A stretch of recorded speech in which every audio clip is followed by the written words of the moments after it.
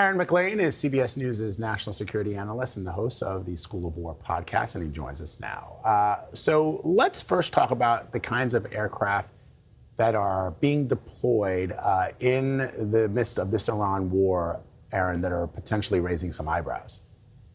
Yeah, we've seen reports of very serious strike aircraft like the B-1 bomber, but also critically refuelers, which is a less sexy thing to talk about. But when you're running these sustained campaigns over Iranian airspace, you need this architecture of aerial refueling in place.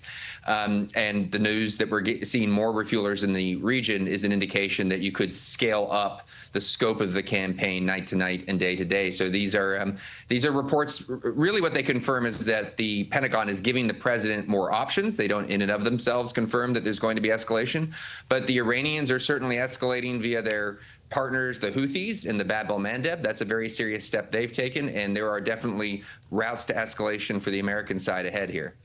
Aaron, I also want to ask you about medical personnel that were just dispatched to Germany. CBS News has confirmed about 150 personnel were sent there. We obviously had some service members recently killed over there, and I know that there was a lot of questions around, do they have the resources? Are they being protected? Do you see this more as a response to that, or is this also a telling move in addition to those aircraft that perhaps something more could be planned? Yes, in the sense that I think both of your options. Yeah, both of your options are certainly plausible. One, yes, obviously, we've had these terrible incidents in recent days, and it would be an entirely rational response to plus up your medical capabilities if you expect more of the same. But one of the often discussed possibilities for future action would be action on some of these small islands in and around the Strait of Hormuz, where the Iranians maintain forces. They maintain sensors that help them in their campaign to restrict access through the strait. It's been discussed since March that something like that could be part of American war planning. And then there is the ever-present question of action around Iran's nuclear program. One of these targets that keeps getting discussed, Pickaxe Mountain, which is deep in the middle of Iran near Natanz. That is a site that some analysts will suggest be very difficult to destroy from the air. Now, it would also be very difficult to destroy from the ground because you have to go into the heart of Iran to do it, but we couldn't entirely rule it out.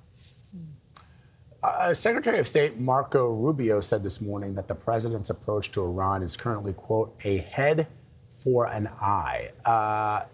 Is that sort of language helpful? And does it strike you? And I think I may have asked you this question earlier, but I'm still trying to understand why the president would signal on Truth Social, on social media, the strategy that the United States is going to employ, including signaling that by destroying bridges and by destroying power plants and other civilian infrastructure, which I understand the Iranians may be using some of those infrastructures for military uses, but you would have to, at least according to the Geneva Conventions, the way that I understand them, Aaron, you'd have to prove that it's a significant portion of military activity. For example, if you're talking about a bridge that is utilizing that bridge and that civilians are on that bridge at the moment of the strike, et cetera. There are a lot of things that go into deciding whether or not you should strike a civilian infrastructure.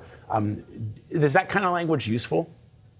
Well, the administration certainly doesn't seem particularly sensitive to those sorts of concerns. And in terms of its diplomatic usefulness, look, the truth is that the Iranians have not really been serious about talks since the start of this conflict. That is to say, they've sat down at numerous points for talks, either with the United States or through proxies. But as the record has shown over the last several months, at no point has their side really engaged in good faith. And it's not clear that they're there now.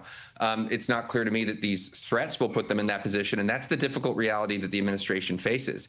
To put it in sort of casual language, this is a regime that's really good at being bombed. And you can bomb them further. And as of yet, the bombing has not been in a place to make them serious about talks. And it's not entirely clear what level of intensity would be required. Or actually, I think even more critically, whether the United States would be willing to go to that level of intensity, whether American politics would even support it. It's a real pickle that the administration is in. And Aaron, we talked with Nancy, or rather Aaron earlier, about the Houthi attacks on the Saudi oil tanker. Something that always comes to mind. I mean, these are Iranian-backed proxies, just like Hamas was, just like so many in the region. And one of the things that has come up many a time is whether in a deal, the United States would unfreeze Iranian assets. Now, given that we are seeing another of these proxies jump into the war, make things more difficult as the United States is trying to hold out here, do you think that that will be a possibility still on the table and that the United States would be willing to accept it? This is a very serious development, what's going on in the Red Sea and the Bab el-Mandeb, which is the strait connecting the Red Sea out ultimately to the Indian Ocean. It's a problem in particular for Asian energy markets. We've had reports of these strikes on ships that have been in Saudi ports. You're going to see this have a very, very serious effect on the energy markets, which if it continues, which it seems likely that it will. And so, yes, you're exactly right to point out that at the start of this war, ending Iran's support for its proxies, the Houthis being a very prominent member of that network, was a stated war aim. That war aim seems to have disappeared from the rhetoric of the administration as time has gone on. We're pretty far away, it seems to me, from any kind of accommodation with Iran right now. And this recent move by the Houthis just continues to show, the fact that these people are serious and they are fighting to win. And it is not entirely clear if the administration is willing to escalate to the point where it will take to get them to the table. That's the question I think we'll see play out here in the days to come. Lots of questions. Aaron MacLean, always there to answer them for us, or at least attempt to. We appreciate it. It's great to have you as always, my friend. Thank you.